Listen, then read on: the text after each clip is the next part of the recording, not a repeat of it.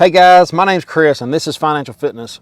I'm actually at work taking some measurements. If you care to learn about these kind of measurements, go to my welding channel. I'm going to show you how to do all this on my other channel. But right now we got to talk about Kronos and how it's affecting small businesses, government, employees, hospitals. A lot of people are not going to get paid. Millions of people actually.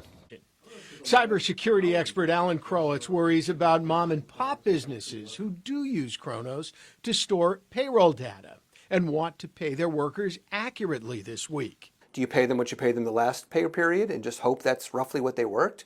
Do you try to verbally find out from each and every single employee how many hours they worked and what their deal is? Cyber attack, blackmail is pretty much what it is. There's two different kinds, locker and encryptions. Now, I'm not the authority on this. I'm going to put a link to in the description below of some articles about it. And I'm going to put a video at the end of my video to kind of lay out what it actually is and how it works. But for now, just know that the next several weeks, the people that were hit with this are not going to get paid. I'd like to talk about the cops that aren't going to get paid, that are being told to go back to work without pay for maybe 2 or 3 weeks. And if they're anything like the average people, and cops are average people, if they have $500 in their bank account, they're lucky, they're different. Okay, most people spend more than they make. That's why it's so important to have a little nest egg, to have your 10% in precious metals. You know, they can't encrypt that. You know, it's yours, you hold it. So if you have these kind of dire straight scenarios and you got to make bills, you can take your silver or gold up to the coin shop, swap it, and pay your bills and feed your family. Let's talk about the mom and pops real quick. They're having to rely on their workers' integrity. They're just, you know, and I'm sure a lot of people haven't missed an hour since this happened. You know what I mean? So guys, if you're part of this, let me know. Put something in the comments below, because this is the kind of crap I hate about the internet, because we rely on it so much. And places like China and Russia are so far ahead of us, it seems. Now, I hope this thing goes away fast for all you mom and pop businesses, because I know a lot of people are struggling as it is to find employees and pay them. So y'all have an awesome day. Like and subscribe. I will see you tomorrow. Log on to your computer just like you do every day, only to see your screen locked and device unable to boot up. A message demanding money or bitcoins appears instead. It's the moment that every computer or mobile device user dreads: ransomware. Ransomware is a form of malicious software or malware which restricts access to your computer or mobile device or encrypts data until you pay a ransom in exchange for accessing your device or data again.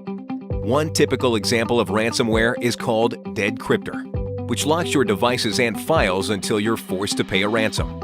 The payment that this malware demands is 2 bitcoins, which is more than $1,000. This form of cyber blackmail is one of the most dangerous forms of malware today, and one that's spreading rapidly worldwide. The number of users infected with ransomware keeps growing, along with continued increases in ransomware modifications, making it a constantly evolving threat. 2 forms of ransomware are currently the most widely used around the world: locker and crypto ransomware. Locker ransomware locks you out of basic computer functions, forcing you to pay a ransom to regain control. Crypto ransomware, on the other hand, encrypts sensitive data like documents and important files, threatening to destroy them unless you pay a fee. The 3 main ways ransomware can infect your computer is through spam, spear phishing, and watering hole attacks. Scareware tactics are also used to spread ransomware by creating fake software or messages purporting to be from a legitimate source, but actually demand that you pay a ransom to regain control of your computer. As dangerous as ransomware is, you're not helpless against it. It's important to know how to recognize how ransomware is spread, and the defensive measures you can take to stop it before it becomes a serious problem.